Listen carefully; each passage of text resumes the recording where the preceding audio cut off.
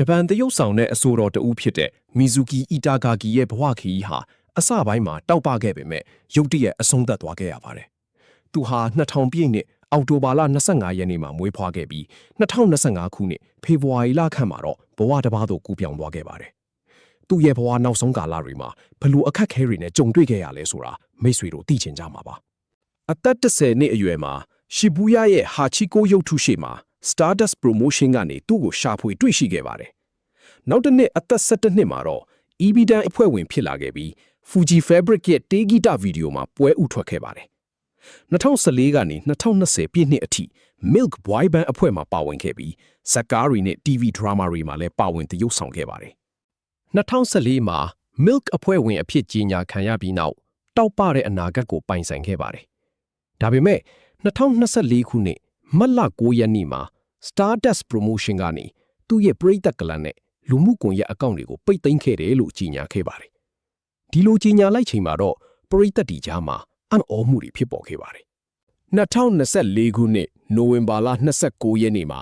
သူ့ရဲ့ Instagram ကနေစိတ်ကျန်းမာရေးမကောင်းလို့ဆေးရုံတက်ခဲ့ရကြောင်းဖွင့်ဟခဲ့ပါတယ်။စိတ်ဖိစီးမှုနဲ့ဖိအားတွေကြောင့်တရုတ်ဆောင်အလုပ်ကိုရပ်နာဖို့ဆုံးဖြတ်ခဲ့တာလို့လည်းဆိုပါတယ်။ဒီအချိန်မှာသူဟာအစားအသောက်ပြတ်ခြင်းနဲ့အိမ်မပျော်ခြင်းတို့ကိုပါခံစားနေရပြီလို့ပြောပြခဲ့ပါတယ်။ဒီလိုခက်ခဲနေတဲ့ခြားကပဲ live streaming တွေကနေတဆင့်တရုတ်ဆောင်အလုပ်ကိုပြန်စဖို့စ조사နေကြောင်းပြောခဲ့ပါတယ်။2024ခုနှစ်ဒီဇင်ဘာလ31ရက်နေ့မှာတော့ Instagram မှာစိန်ခေါ်မှုအသစ်တွေကို2025မှာရင်ဆိုင်ဖို့မျှော်လင့်နေပါတယ်လို့တင်ခဲ့ပါသေးတယ်။သူ့ရဲ့စိတ်အားထက်သန်မှုကတော့အားပေးသူတွေကိုတကယ်ကိုပျော်ရွှင်စေခဲ့ပါတယ်။2025ခုနှစ်ဇန်နဝါရီလနောက်ပိုင်းမှာတော့မီဇူကီအီတာဂါကီပျောက်ဆုံးနေကြောင်းသတင်းတွေထွက်ပေါ်လာပါတယ်။ဒီသတင်းဟာသူ့ကိုချစ်တဲ့ပရိသတ်တွေကိုအကြီးအကျယ်စိုးရိမ်ပူပန်စေခဲ့ပါတယ်။ဒီအချိန်မှာတော့သူဘယ်ရောက်နေလဲဆိုတာဘယ်သူမှမသိနိုင်သေးပါဘူး။2025ခုနှစ်ဧပြီလ18ရက်နေ့မှာသူ့မိသားစုက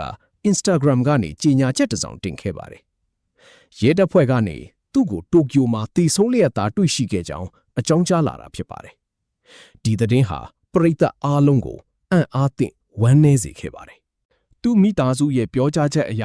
2024ကတည်းကလျှို့ဝှက်ထားတဲ့စိတ်ယောဂါကိုသူခံစားနေရတယ်လို့သိရပါတယ်။စုံစမ်းစစ်ဆေးမှုတွေအရသူဟာဖေဖော်ဝါရီလအစောပိုင်းလောက်မှာတည်ဆုံးခဲ့တယ်လို့ယူဆရပါတယ်။သူရဲ့ရုပ်အလောင်းကိုတော့မက်လလေလောက်မှာတွေ့ရှိခဲ့တာဖြစ်ပါတယ်။မီဇူကီအီတာဂါဂီရဲ့ဘဝဇာတ်ကြောင်းဟာအနုပညာရှင်တယောက်ရဲ့ဘဝမှာကြုံတွေ့ရနိုင်တဲ့စိန်ခေါ်မှုတွေကိုပြသနေပါတယ်။ပြင်ပကနေကြည့်ရင်တောက်ပနေပြီမဲ့အတွင်းစိတ်ထဲမှာခက်ခဲတဲ့တိုက်ပွဲတွေကိုရင်ဆိုင်နေရသူတွေရှိနေနိုင်ပါတယ်။ဒီလိုမျိုးဝမ်းနည်းပွေရာတွေထပ်မဖြစ်အောင်ကျွန်တော်တို့ဘယ်လိုမျိုးအတူတကွကာကွယ်ပေးနိုင်မလဲဆိုတာစဉ်းစားစရာပါပဲ